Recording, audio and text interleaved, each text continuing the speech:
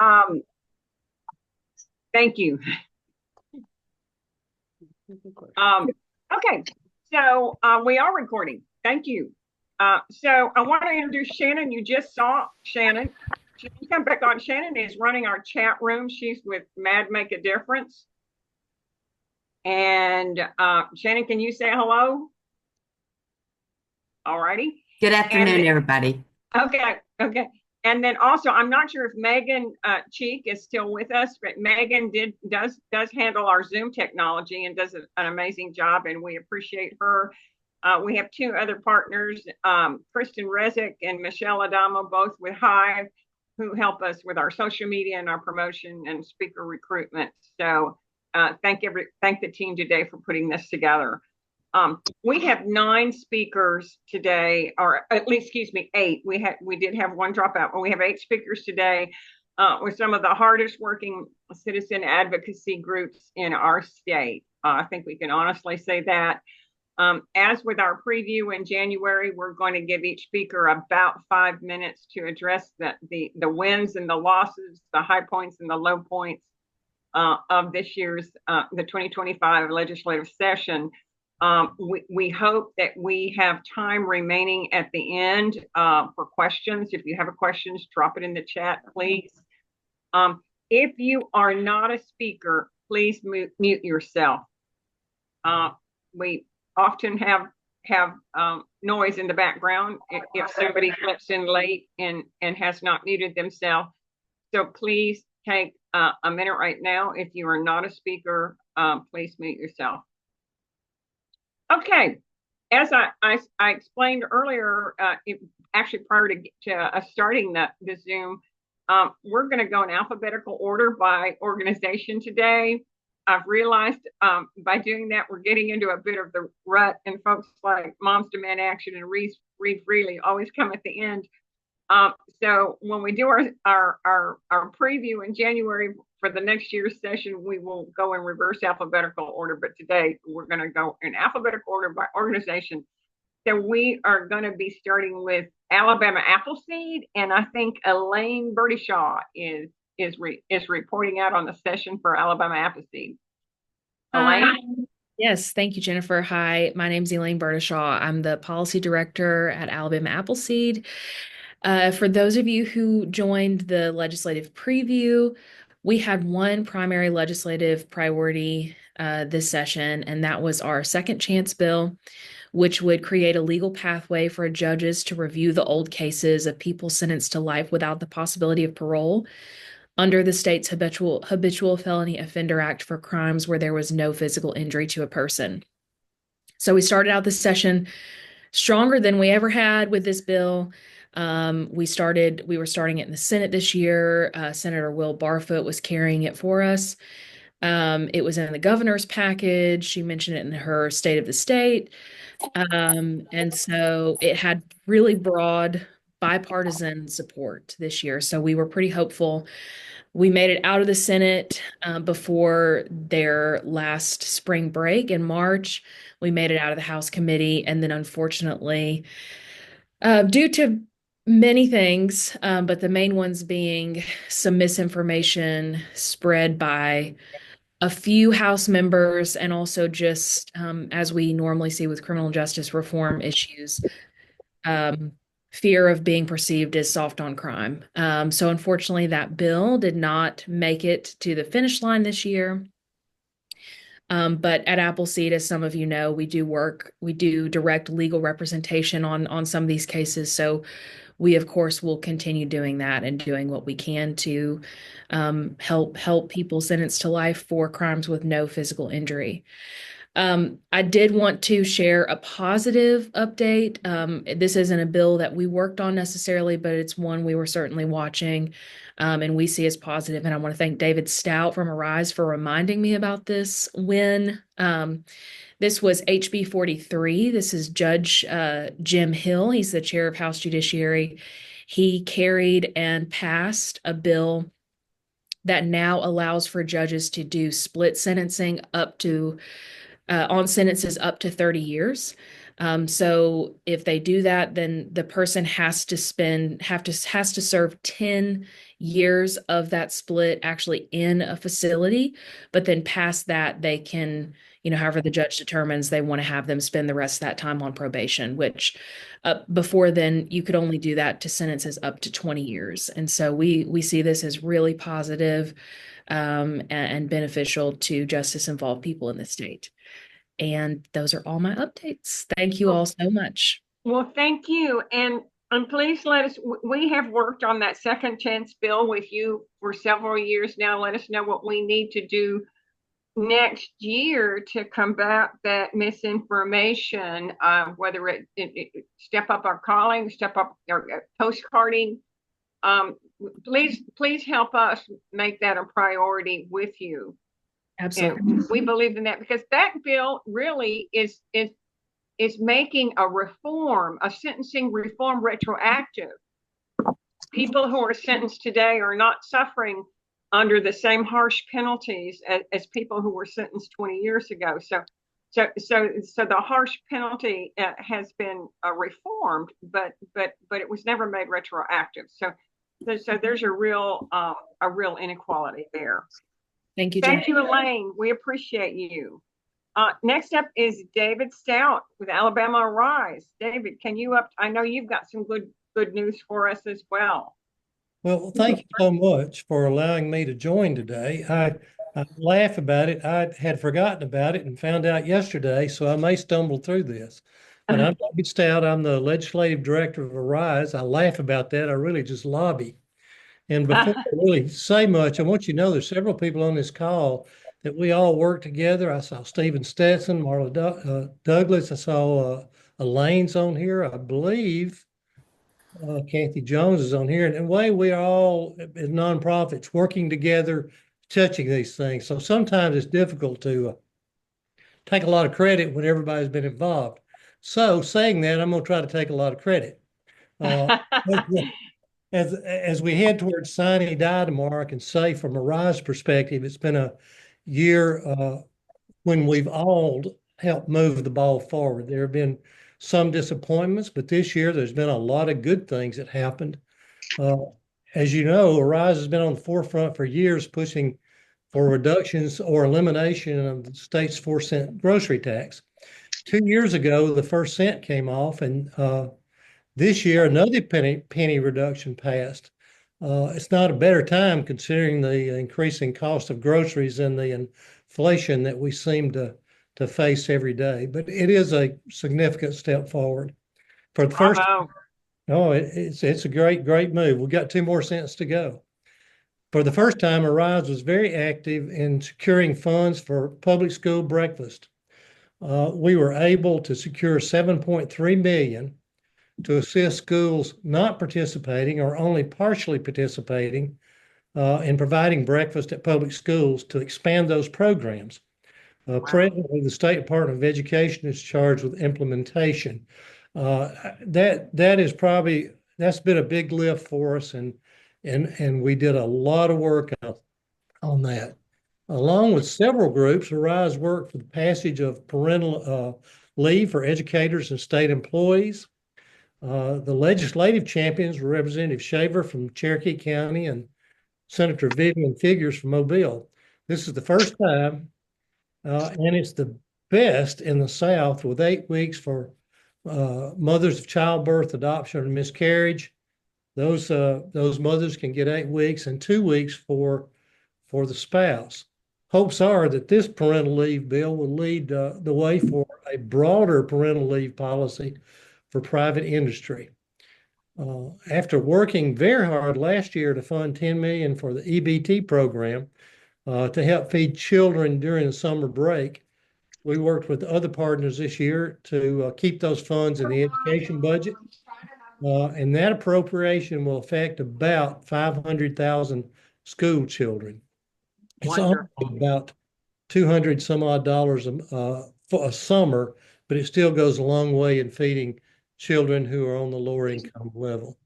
Arise, along with others, I believe Stephen Stetson, as I said on this call, he was involved, championed Neil Rafferty's bill to eliminate taxes on certain purchases of diapers diapers, baby supplies, baby formula, maternity clothing, and menstrual hygiene products.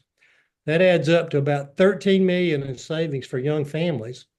And if the local governments opt in, it could mean another 17 million savings for young families.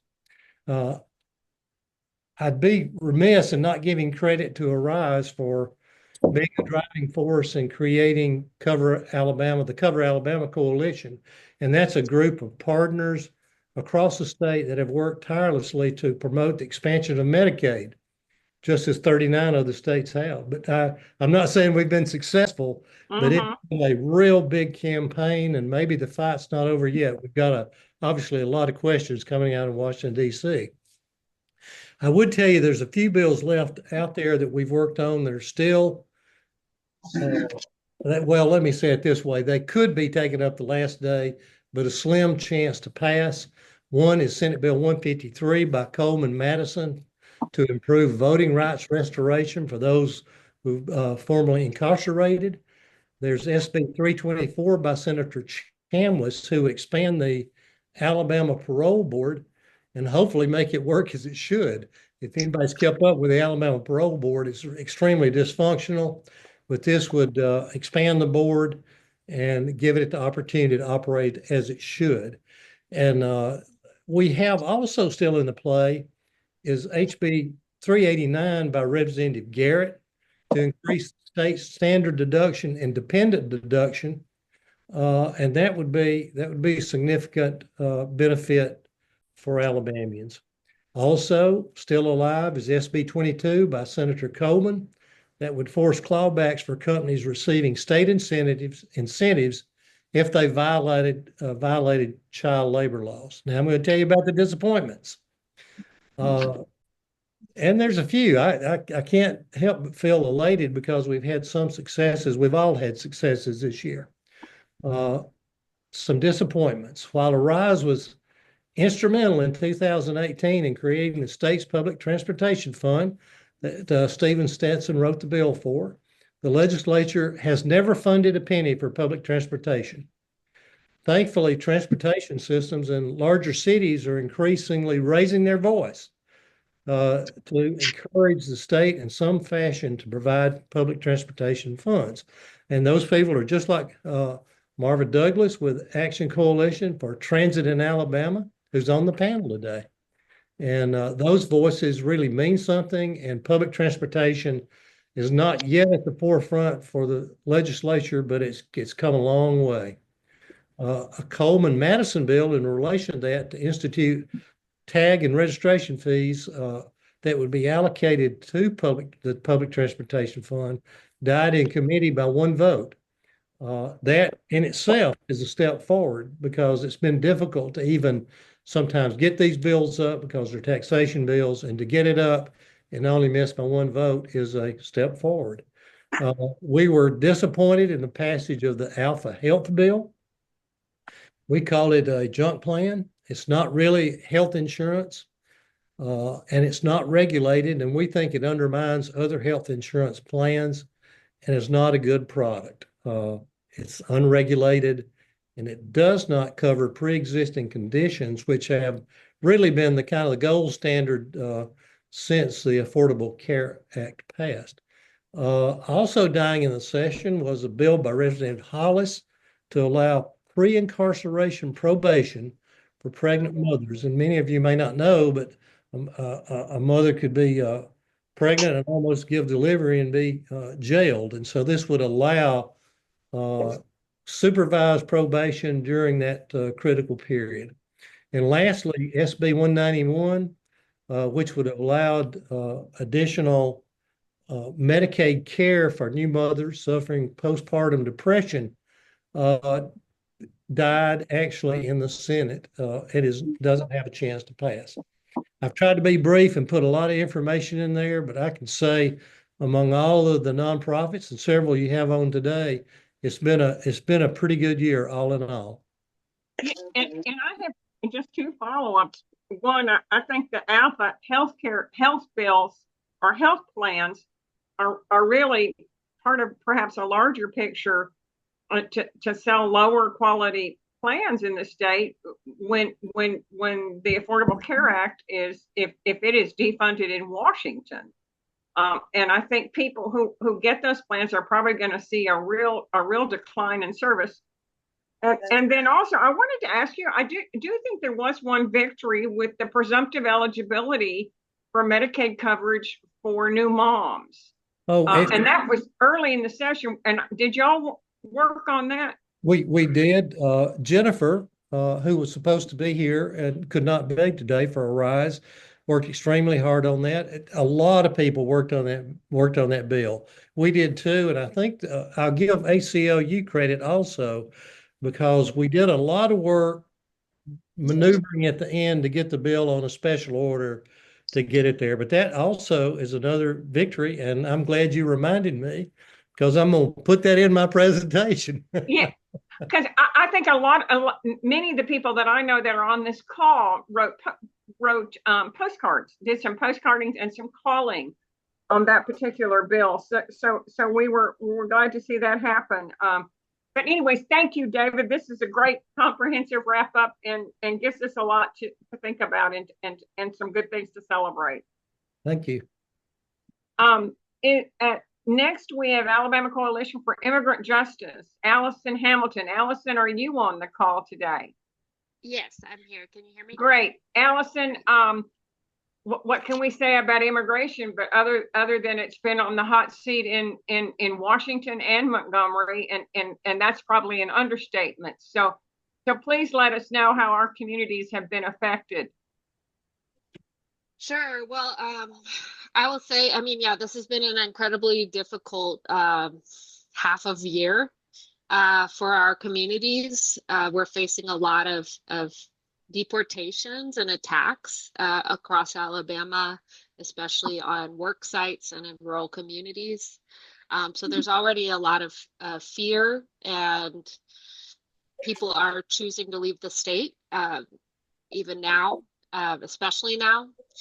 But in addition to what's been going on the federal level, the Alabama legislature saw 12 anti-immigrant bills introduced this year over the period of the session. A couple of these were like duplicate, like a House and a Senate version, but there were several really significant ones. And I'll first just tell you about several that we think are pretty much not moving forward, which is good news.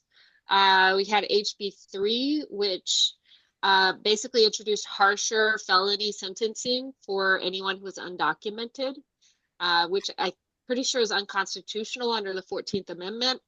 But they were basically saying if you committed certain crimes, then you would be charged with a felony degree higher than the one that the crime actually fell into. And this one did move through the House. It passed the House. It made it to the Senate, but it seems like it never passed through the Senate committee. So that's good news. We also had bills introducing fees on international wire transfers that would fund sort of a sheriff's immigration and detention fund. These bills also made some progress, but I think they've died at this point. And I think those are there was also a really weird bill about like not counting ESL students when schools are trying to qualify for sports championships or sports competitions. I don't think that one has not really moved since it passed through the House. So that's good. There are two that have been signed into law by the governor. The first one is SB 63, and that one requires law enforcement to take fingerprints and DNA from any undocumented person they take into custody. Of course, this is a major violation of privacy, especially if someone hasn't even been convicted of a crime. But that has been passed into law. And there's another one that prevents you from using like a foreign driver's license to vote, which I think is really a law that more perpetuates that false narrative of voter fraud that we know isn't really happening. But they did pass that. The ones that we are, do you have a question? Hey, Katie Terrell, could you please unmute or please, excuse me, please mute yourself. Katie May Terrell, could you please mute yourself? Allison, are you still there? Yes. Should I keep going? Yes, please. Okay. The ones that we're the most concerned about at this point, we have SB 53.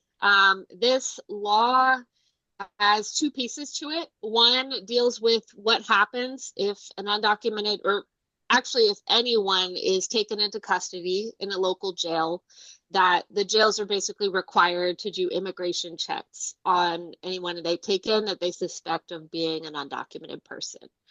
We know that this is often happening in our jails across the state, almost always, but this would make it mandatory.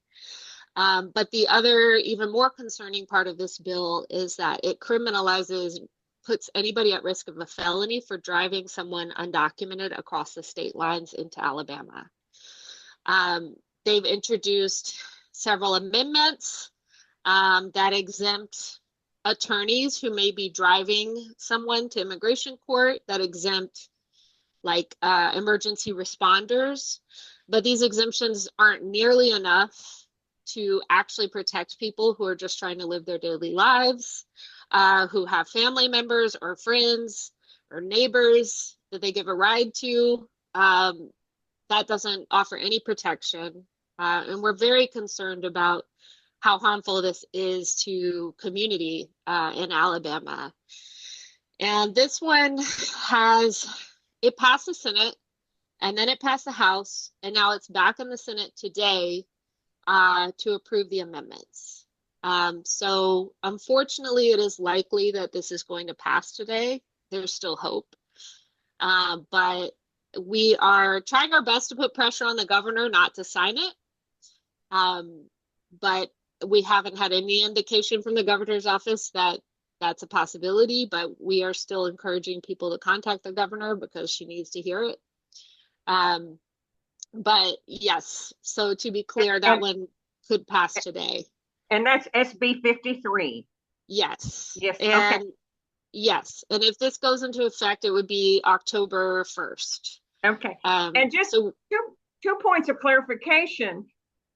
Being in this country without documents is not a crime. It could carry a civil penalty, but it Right. in and of itself is not a crime unless you've done something else. So I just wanted to clarify that in relation to the DNA bill that you mentioned. Right. So we do still need to be calling the governor on that and on that SB 53. Yes. Okay. I didn't mean to interrupt. Any one last point that you have?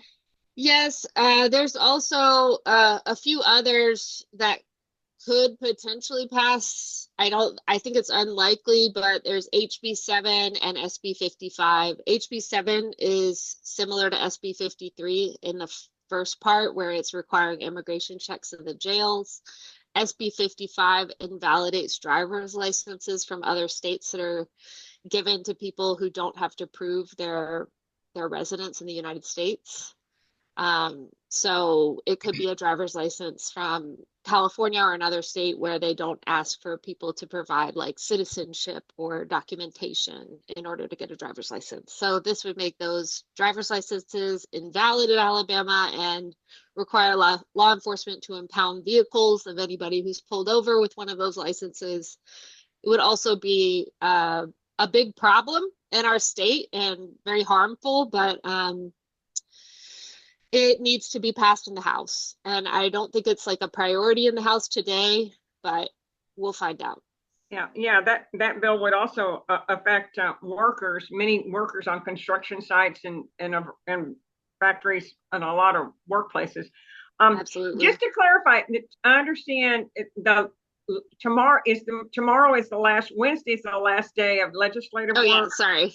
And Thursday today is the last date of the session, correct? Mm-hmm. Okay. All right. Allison, thank you so much. We appreciate you and all your organization is doing, everybody in the state that are allies for our immigrant community. Thank you. It's been really heartbreaking to see what's happening there. Our fourth organization is Action Coalition for Transit in Alabama. Marva Douglas. Marva, can you Yes. update us? Give us. David told us a little bit about transportation, but you've got more details on what happened. Well, I'm going to give you a little bit of background as well, but I wrote everything down because I know how my mind works. It's great. Okay. Robust public transportation would be great for everyone in this state, but chances are we won't get it until we get a new state constitution.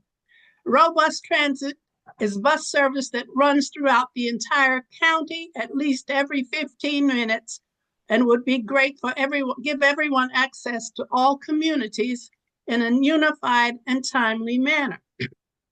A good example of unified service, though not a mobile service, is our Jefferson County Public Library System. Anyone with a library card can get books from any library in Jefferson County because library service throughout the county is intermingled. Think what unified transit service could do for Jefferson County or any county in this state. Our local bus system is called the BJCTA, the Birmingham Jefferson County Transit Authority. It's a service in name only. So what's stopping us from getting robust public transit? Here's a bit of history. In the 1950s, Goodyear, General Motors, and AAA wanted to expand their businesses via bridges and highways. They lobbied the Alabama legislature, and in 1952, the Alabama legislature passed Amendment 93. That amendment puts all of Alabama's gasoline tax dollars into bridges and highways only, a law that's still in effect today. So for the past 72 years, our gasoline tax dollars go only into funding for bridges and highways. We won't get funding for public transportation until we get an amendment to the state's constitution specifically for that purpose. So far, we've not been successful. 7 years ago in 2018, Senator Roger Smitherman managed to get the Alabama Public Transportation Trust Fund bill passed. However, for the past 7 years, the legislature has not been able to find legislative review. Shauna Nicholson, can you please mute?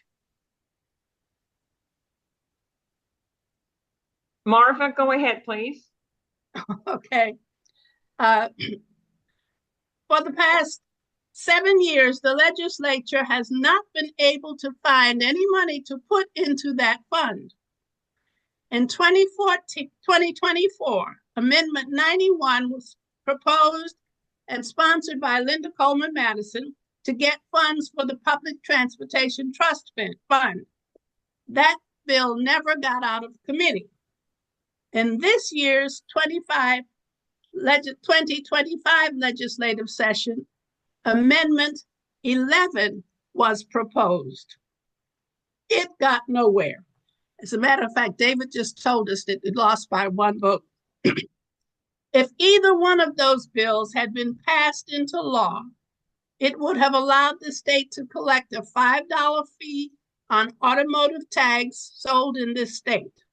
And those dollars would have gone into the empty Alabama Public Transportation Trust Fund.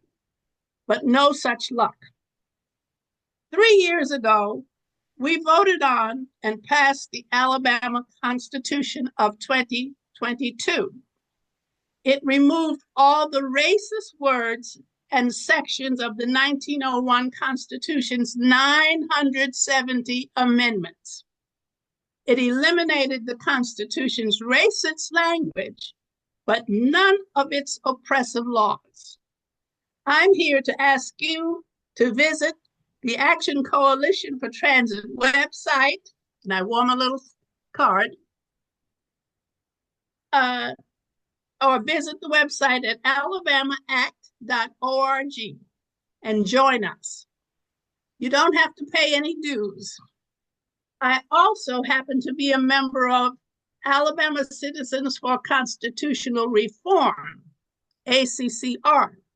I'd like to suggest that you visit the websites of both of these groups to keep yourselves apprised of where the fight for public transportation stands. If Alabama ever passes a public transportation bill, the state would become eligible for a 4-to-1 match in federal funds, a certainty to help provide robust public transit. But without change to the state's constitution, robust public transportation is just a dream. Thank you, Marva. Thank you for that background and for the information and that inspiring call to action. I think also Shannon dropped the link to Alabama Coalition for Transit in the chat. So that link should be available. Thank you so much. Thank you. Our next organization is Alabama Equality. Shante Wolf, are you on the call? Yes, ma'am, Jennifer. Great. It's good to hear from you. Your organization was another one that represents groups that were targeted in unfair and cruel ways. Can you bring us up to date on the wins and losses or the status? Well, I sure can. Well, folks, I don't know if you haven't heard, but if you have been not tuned in, it has not been a good year for LGBTQ Alabamians in the state. We have seen, in many ways, those across the aisle take marching orders from national talking points around sexuality and gender. And it's no different from what we've seen before. I do want to go through just panning out, just to let you know, last year rolled over a few anti-LGBT bills, namely around the same thing, particularly around like a drag expansion ban that did die last year, but as I'll talk later, is one of two bills that could slide through the Senate at the last minute. I know we've all talked about the 14th being, basically, sign die, but essentially the big marquee ticket outside of a lot of the anti-LGBT legislation we had was from Representative Dubois, and it was the infamous What is a Woman Act. Now we have seen this bill become sort of a copy and paste, as is most anti-LGBT legislation. Actually, excuse me, I'm having allergies in my eyes. Like, girl, what is this pollen? My bad, y'all. But so this has been a copy and paste bill, as we've seen with most anti-LGBT bills across the nation, right? But just for the sake of the conversation, the What is a Woman Act in Alabama would take the time to remind a lot of folks of something that I thought we learned in elementary school at a base knowledge, but this is used to further persecute trans individuals and use this as a formal constitutional amendment that there are only two recognized genders in the state. This did pass the House and Senate and was passed by HIVE. So I do not want to misquote when this will take effect, so I will put it in the chat, but this is the big bill that a lot of us were expecting to see pass, unfortunately. Now, we do have our proponents usually, but for the sake of being fair and being C3, we did have a lot of abstentions and even some Democrats that, did not show up as some folks in the community would have liked. I'll move on to where we are today, like as of May 13th at 12:37 p.m. So there are currently two anti-LGBT bills that could sneak through the state Senate at the last minute. That's House Bill 244 and House Bill 67. So House Bill 244 is the Don't Say Gay bill, basically, that extends through the 12th grade, forbidding classroom discussion or instruction about sexual orientation and gender identity. It also prohibits teachers and education employees from displaying flags and symbols related to anything LGBT positive, right? Just to make it plain, if you need any language around this, our folks over at Altrac has garnered great talking points. But I do want folks to know that House Bill 244 basically is further extends creating a hostile environment for our students. You know, I don't know how long some of you on the call have been in Alabama, but I've been in Alabama for almost a decade. And, you know, Nigel Shelby is at the top of my mind every time I go to the State House. This was a young Black boy who unalived himself because he was facing bullying in the Huntsville school system. So, you know, when I think about House Bill 244, I think about Nigel, I think about the other kids we don't know about that are just trying to be above water. And God forbid they learn some science or something, but, you know, too bad that their identities are on the table. So tell your friends that, you know, not only does this create a hostile environment for our children, but this also does violate their First Amendment rights. I want to say again that House Bill 244 is the Don't Say Gay bill, and between today and tomorrow, it could be one of two anti-LGBT bills to pass. Let's move on to the next one, House Bill 67. Now, I think we have Reed Freely on here, so they may also speak to this a little bit, so I won't go too much into detail, but essentially House Bill 67 has two parts. It bans drag performances in K-12 libraries and public libraries. But the way that is written, it kind of would ban trans people as well. Like that's sort of the implicit intended consequences of the bill, if I may. And this is just another blatant attempt at erasing trans people. There have been several bills related to theater. I know more famously in the past few weeks, we saw a bill become amended because some of the unintended consequences of the anti-trans legislation, particularly around drag, did impact some of the schools here in Alabama. So for instance, there's a fine arts school here that, in some of their practices, some of the girls will play the male role just because they just need people to fill in, right? And so they were like, well, based on this bill, we could be persecuted just for trying to learn a script, So, a lot of these bills, it's causing folks to question whether or not Alabama is a place for them. And what we do over at Alabama Equality is we put this stuff out here and we create spaces for advocacy and political education to remind them that should they choose this place, I want them to know that they have support to be here and with a sound mind. So those are my quick updates from Alabama Equality. Real quick, I did want to plug that we do have our membership meeting May 29th. You can check it out. It's already posted on our platforms under Alabama Equality. Check us out online. Membership's growing every day, y'all. We need hands on deck. It's going to take all of us. So Shantae Wolf, she, her pronouns. I'm in Birmingham, but you can always find me if you need me. Thank you. Thank you, Shantae. I'm sorry, I forgot to say that Alabama Equality is a new organization, so and welcome you. And thank you for fighting to make Alabama family friendly. Such a battle there. Who would have ever thought it? Our next organization is Alabama Rivers Alliance, and Charles Miller is joining us today. Charles, are you on the call? I am, Jennifer. Thank you. So thank y'all for having us. I was really hopeful about like 2/3 or 3/4 of the way through the session. I was like, you know what? I can honestly say there hadn't been really any bad legislation. And then we got hit with some bad stuff. Wow. But I want to kind of go back and talk a little bit about the bill that we mentioned in the legislative preview that was introduced by Neil Rafferty. It was House Bill 541, and what it would have done, it would have made it easier for municipal utilities to recover costs that might be associated with removing PFAS or forever chemicals from drinking water. Long story short, the way the feds have set up the new drinking water regulations that came out during the previous administration is kind of like backwards. Basically, they're targeting drinking water systems first, so they have to get it out, which is good. We don't want dangerous, toxic, cancer-causing chemicals in drinking water.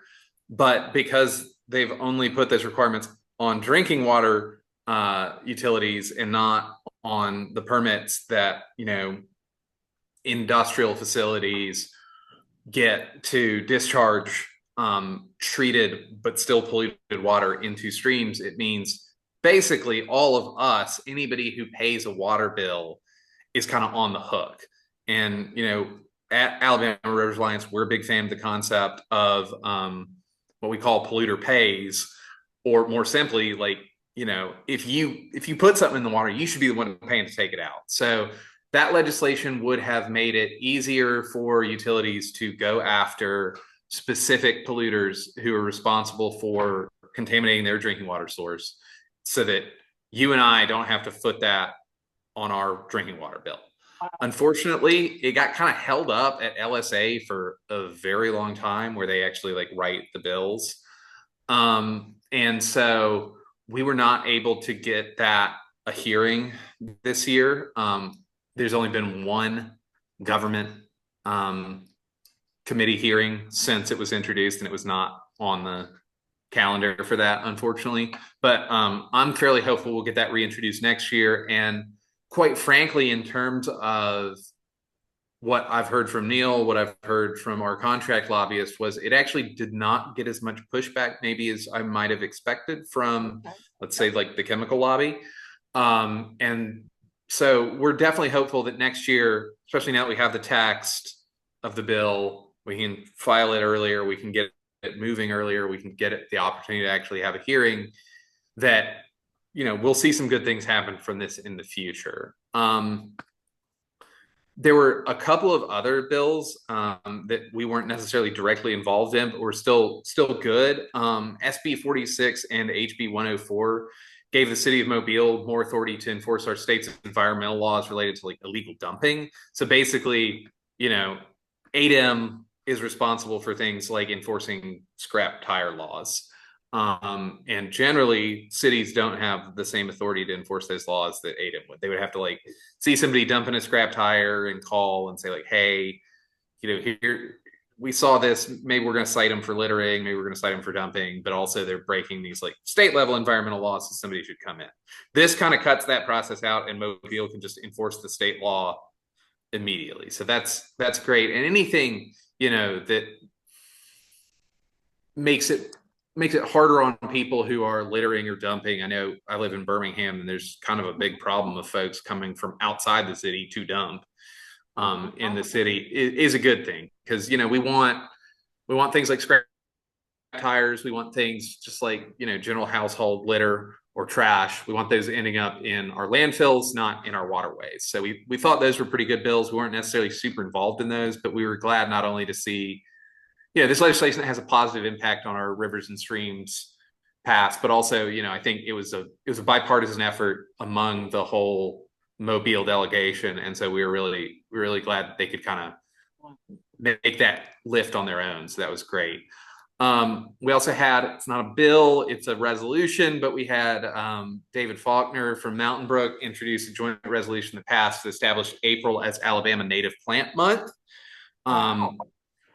So officially next April, go out in your yard and plant some native plants. They're, generally better just because they're more adapted to the environment that we have here. So, any place we have, maybe some ornamental plants, if we can get native plants, that's fantastic.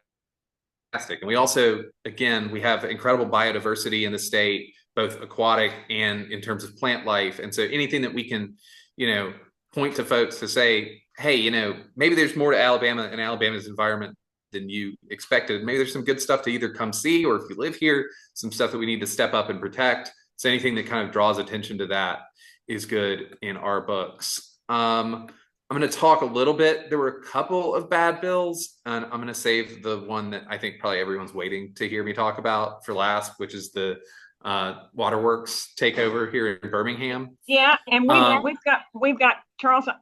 We've got 3 more speakers, so if you want to gauge your time. Okay. Yeah, absolutely. Okay. So I'll talk about that. So we are not necessarily, as an organization, opposed to a lot of the reforms that were in the bill. But we did think that kind of when it was introduced and how it was kind of shepherded through the Senate and then the House was very problematic. There was, because it was introduced so late and because it was such a large bill, there was no opportunity for amendments. and there was no real opportunity to discuss some of the things that might have been good that were in the bill versus some of the things that might have been bad. From our perspective, the bad stuff is that this really dilutes the kind of power that the city of Birmingham, which is where I think it's almost a majority, it's not quite a majority of the board's residents are. And it gives a lot of power to places like Blount County that have less than 1,000 customers. And so for us, I think we would have been open to something that was, maybe changing the makeup of the board, imposing some things like, ethics training, making sure that there wasn't any opportunity for municipalities to do some kind of like self-dealing and get money from the board, except for to get money for the board for something they didn't do or just given to them. But on the whole, again, it as a process matter, we think it went through way too fast. And we think there was not an opportunity for really the robust conversation that needed to happen, not only in the State House, but among, the municipalities, the counties, and the customers of the Waterworks Board about whether this was what they wanted to see done in terms of reform. I know that there's some legal fights going on. I'll tell you, just like my personal opinion is, I think that's a really tough row to hoe. And, we'll see. I think obviously the city should, try to vindicate its rights as much as possible. And I'm hopeful that there can maybe be a good outcome from some of this litigation, but I'm not holding my breath, unfortunately. But again, we had in general a pretty good session, and we stopped some other bad bills that would have negatively impacted water boards based on some stuff going on in Mobile. And so we're pleased. We had a great lobby day. And, I think we're set up well for next year. So, always invite folks to, check us out online, social media, or come to our lobby day. It's the first Tuesday in April. And it's also officially state recognized Rivers of Alabama Day. So go ahead and put that on your calendars for 2026. Thank you, Charles. That's a great report. We appreciate you. Next is League of Women Voters of Alabama, Kathy Jones. Kathy, Hey. you were busy this year. Well, we've got a really good team of folks that we've all been pushing hard to engage on. That we had 3 bills that we were really focused on getting passed, and will say that we didn't have a lot of luck. Although I will say that from the advocacy building that we were doing, working across other organizations, as well as the weekly Take Action Tuesdays and other activities we did to build advocacy, I think we're in a lot stronger position for the coming year. The 3 bills we were focused on were the early voting, to get early voting in Alabama. We also wanted to allow voters to be able to fix the errors in their affidavit envelope that they use when they vote absentee. And then the 3rd bill that we were advocating for was to allow a person with a disability to designate someone to turn in or pick up their absentee ballot application or their ballot itself. We did have several conversations with legislators, including the chairman of the committee. And I will say, some of the folks did not support early voting. Others did. They said they even referenced that, they thought President Trump liked it, so they might be okay with it. And so, I mean, it's difficult when you have these conversations and you start realizing that they support it, but they're not going to step out there. One of them even told us that until Wes Allen and Governor Ivey support it, they support it, but they're not going to support it. Wow. And so it's a real education.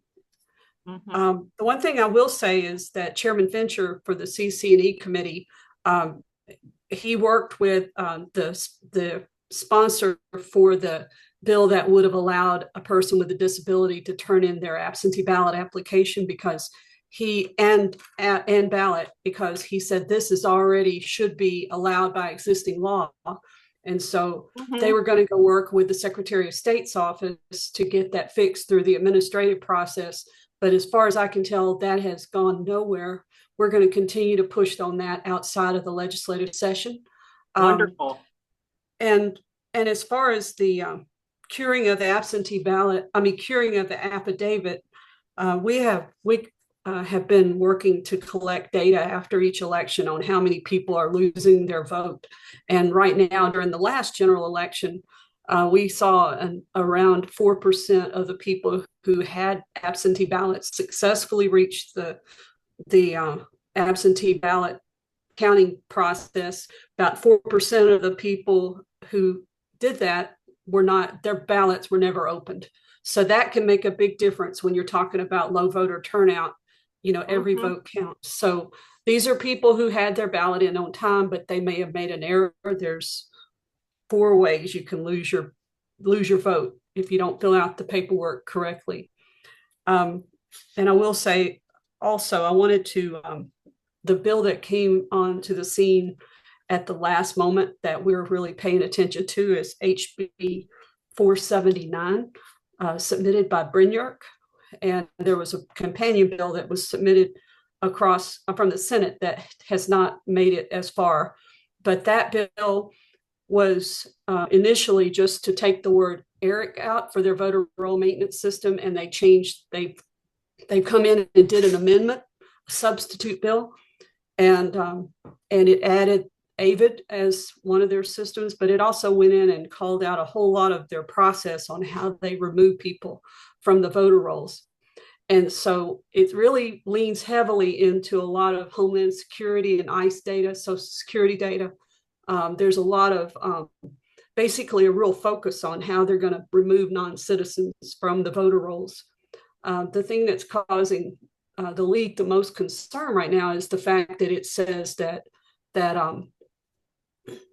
a board, the voter roll maintenance is apparently being moved to the state level, not just at the county level like it is right now. And so they're saying that a board can vote people off the voter rolls if they with a unanimous vote at any time. And that was the basis of the lawsuit that we did with ACIJ and another organization last fall, that Wes Allen had taken like 3,200, 3,400 people off the voter rolls. Turned out over 2/3 of them we were pretty quickly verified to be citizens. So he had a real poor process. He's trying to make it a little bit easier by saying that by this law, he can remove people at any time just by a unanimous vote of his board. And that we think might be another violation of federal law. And so we're looking at that further. And I will say that's one of the things when I said up front, a lot of times we're trying to get these guys to do the right thing, but they tend to, even if they violate federal law, they go on, and then people have to call them to account. And that's what I guess we're still see that. And I will say this once again, this year, I think we're just getting ready next year to keep pushing on the good bills again, in hopes that, we can start building a constituency of people in Montgomery that will actually support making it, where voters can actually make their voices heard without having to jump through so many hoops. And that's all. Thank you for being on the job, and thank you for Take Action Tuesdays. That was one of the first initiatives that got me involved in regular calling, and it's a great thing to be a part of. And we will be supporting you on those initiatives of postcarding, calling, and visiting next year. All right, thank you. And I will say, Alabama Channel and Take Action Tuesday, we're just really glad that is there for a service to all the groups on this call. Thank you. Our next organization, next to the last, is Moms Demand Action for Gun Sense. Paula Wilson. Paula, I think you have some good news for us. Yes, I do. Thank you so much. I'm so grateful to be here this afternoon.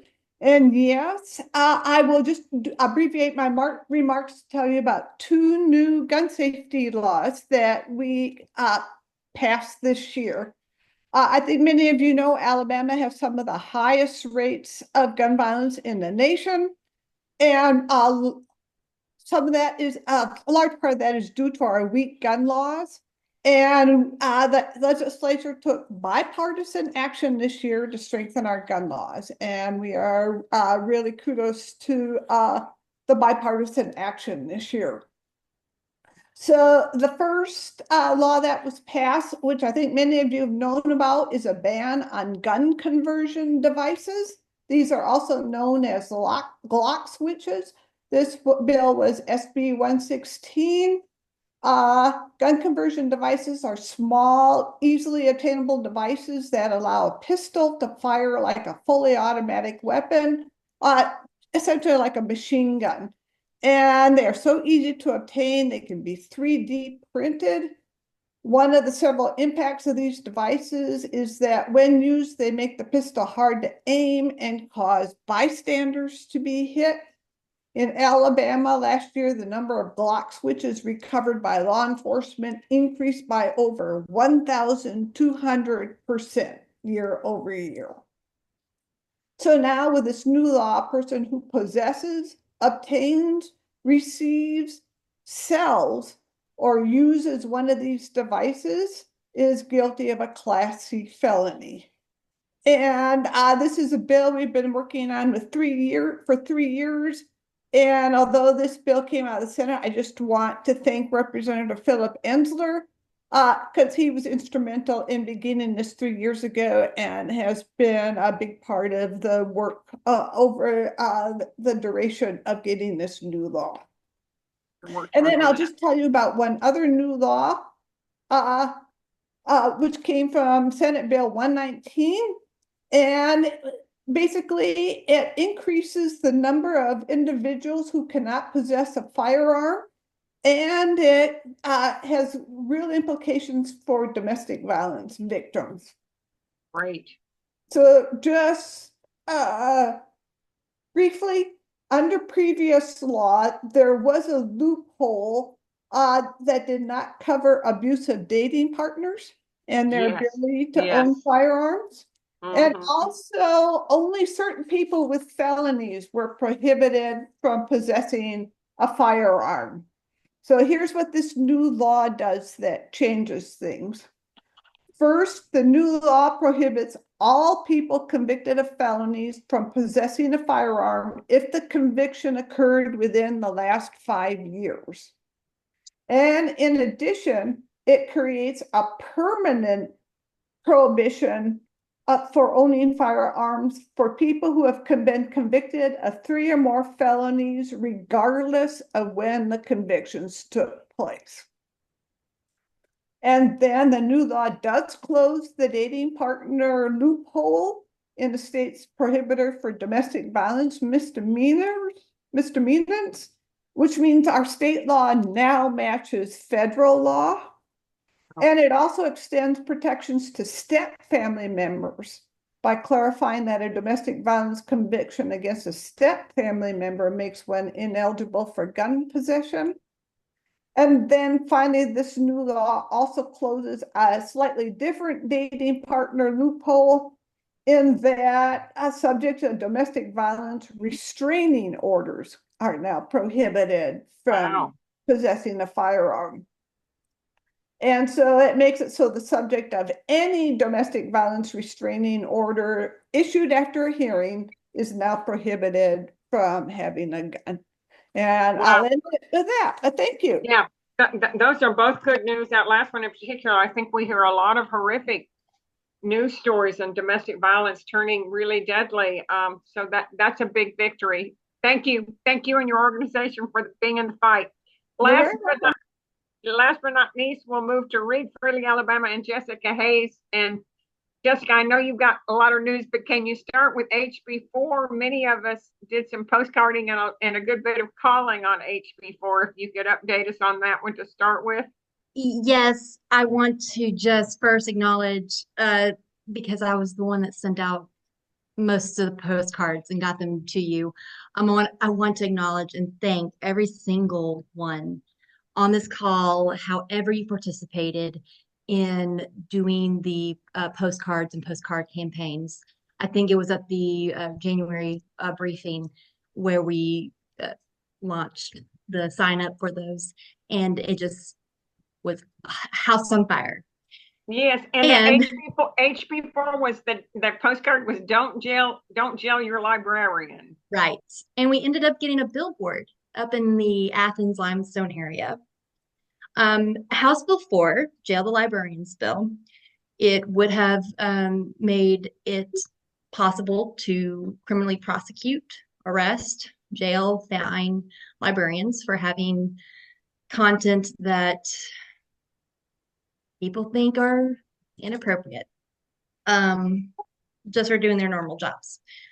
I have wonderful news. Everything you did, it stopped it dead. It never made it out of committee.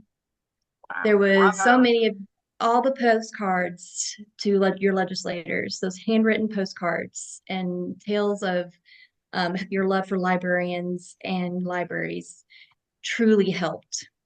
We had a few times that we had to do targeted phone calls for strategic reasons.